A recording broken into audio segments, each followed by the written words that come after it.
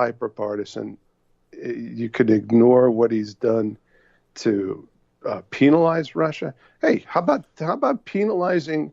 And of course, this doesn't work for left talking points. But Donald Trump has liberated American energy and driven the cost of energy worldwide down. We're the biggest energy producer in the world. With fracking. Okay, listen, I'm not going to discuss which way that happened, but the foreign policy result is that it's a pounding on Russia and the Saudis, anybody else who produces energy. They're not going to have as much money in their coffers to dally around in politics in the rest of the world. And that's extremely harmful to Russia. But, you can't, no one on the left is going to count that because, like you just said, it's fracking. Yeah, and I don't think they should because, praising Donald Trump for doing fracking is not the way that I think the left should be going in a situation. It's no. My only point in that is that it's detrimental to a foreign power, the very one that people say he's coddling. So, I just don't understand. Yeah, it really could be. You could make a case for both ways. I do agree exactly. With you on that. And then, but yeah, and I do think the pulling out of Syria and the bombing of Syria, that kind of just speaks to who he's around at the moment, who's talking to him at the moment, and what decision he decides to make. I don't think it's too particularly based on Russia. And I think if you make that case, it doesn't end up looking that well for you in the end. Well, I think you can't please a Democrat. Okay, that's what I think. No matter what he does. I think clearly the Russia talking points must poll very well in the on the left because it's just not going to die. It's not going anywhere. It must be a great fundraiser. And the crazy thing is, I don't even think they did because a lot of the people who ran successfully in 2018, they did not mention Russia. They actually mentioned issues more than Russia. It was more kind of the media. It was the media discussion that was right. This is, Russia. In my view, the evidence of it all supports a lot of. It looks to me like it's a lot of flack that the left can just keep lobbing in, just to muddle and obfuscate, but both sides do it. It's just the nature of the beast. Yeah, what really kind of bothered me about the Syria situation is the Democrats were a lot more. They just were not intellectually, good on that. I personally thought it was good that he took the troops out of Syria, and I've said so. A lot of people on that the left wing, but liberals, and the problem with them is they don't have any real policy to criticize. Their only policy seems to be criticize Trump. Are you pro war or against war? Agree. And you actually have to be consistent about that. But I do think. Yeah, think just that case in point. Yay! Donald Trump is removing troops from Syria. Oh, he's pro-Russian. It's the people who applaud the withdrawal of troops are the same people saying he's coddling Russia by doing it. And I just feel like it's disingenuous to want it both ways. Can't do it. Yeah, I don't think any. The people who are applauding him or applauding him for or saying he's coddling Russia are saying, "Oh my gosh, Putin's the one celebrating after Trump withdraws the troops from Russia." Exactly. And I think that's kind of a dangerous thing to prison to set because it kind of makes a case for war on top of war that just never ends, and that's not the situation where we want to be in. I do give Trump credit because I don't think that's something Hillary would have done. No way she would have pulled this. No, I agree 100%. And Trump of the candidates, the two, Trump and Hillary, Trump easily had the best chance because he could get away with it with his base, whereas Hillary doesn't really have that much of a strong base. She couldn't have gotten away with it. No, well, clearly she doesn't have a strong base, so she'd be president. Exactly. Yeah. Exactly. Doesn't have any real, like, just doesn't have the political identity that Trump had in that time. The very strong, like, well-rooted political policy-based identity. So yeah, Trump's reaction to all this. Wow, just learned the failing New York Times that from the failing New York Times that the corrupt former leaders of the FBI, almost all fired or forced to leave the agency for some very bad reasons, opened up an investigation on me for no reason with no proof after I fired lying James Comey a total sleaze. So yeah. You gotta admit, he is succinct on Twitter though.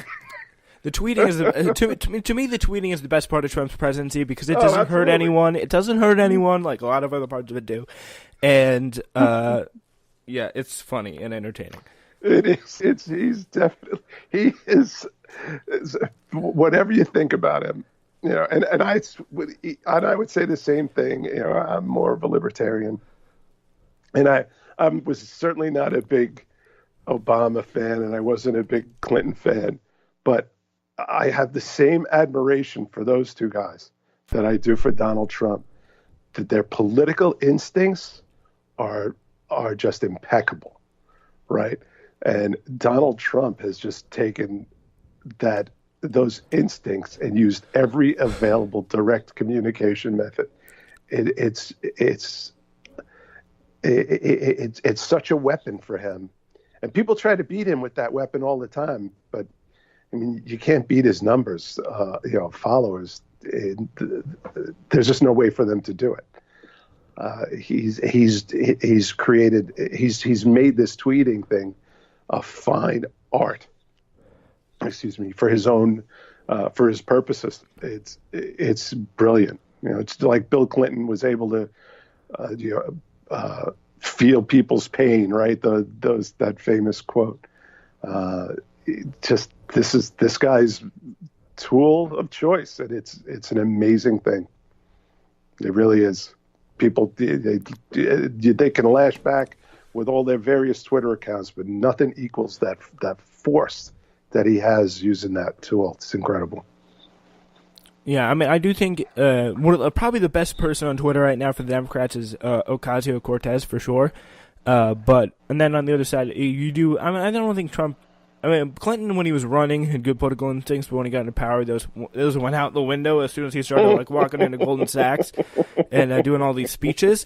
Barack Obama. I mean, they're all like relatively good campaigners. Trump was a campaigner just because he was like interesting, as I was talking about. He was more interesting to talk to than Hillary Clinton, who was like, you never knew what he was going to say. It was like, I was at this party in the 1970s and this happened. But yeah, it's just you don't even know.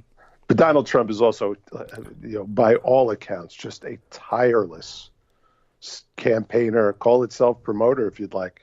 I mean, that it was pure energy that got him through that campaign. I mean, he was showing up in 3 and 4 states a day.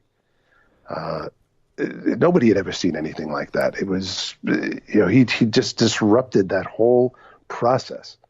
I think the campaign and just being around like people who like really actually liked him in the country gave him so much energy. Oh, I agree. And let's be honest, Donald Trump is basically the symptom of a bigger problem. There are many, and his parallel on the left is Bernie Sanders, right? People were incredibly dissatisfied with the status quo. Yeah. And for good or ill, they rolled the dice.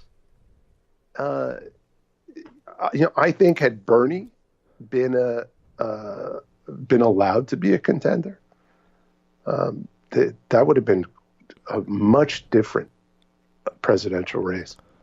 Yeah, with him, and I think he would have really been able to discredit Trump to a large degree. I think he would be able to credit the ideas of Trump. He's the same guy. He's got the same basic message. Your government has been failing you for years. Mm-hmm. This is how I want to fix it. They just had opposing views, but it was certainly the government is broken. I want to fix it. Yeah. And it's still the case. I can't wait to see how the Democrats and their 2,000 possible candidates work all this out. They're Yeah. going to tear one another to shreds first, unfortunately. Yeah, it's going to be interesting to see who emerges from that kind of heap. And there's going to be people who say, "Oh, the left vote's going to be split, the progressive vote's going to be split." But I mean, there's a good case. The establishment vote's going to be split. I mean, other than Elizabeth Warren, I think Elizabeth Warren's the only serious contender who's actually entered the race so far. I mean, Tulsi Gabbard, a lot of people where she's expected to get the most support in the left have just been kind of disavowing her because she's had some pretty crazy foreign policy views. Yeah. That's something that she's faced a lot of criticism for. And yeah, that's kind of what happens. But you need to kind of get a.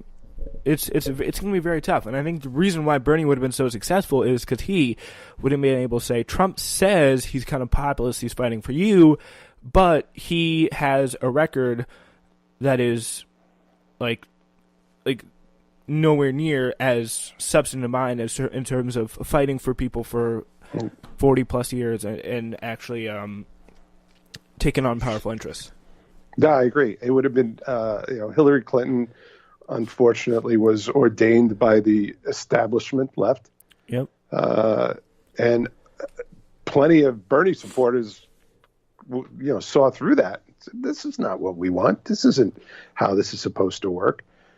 Clearly, the Clintons owned the Democratic National Committee, and they literally funded it.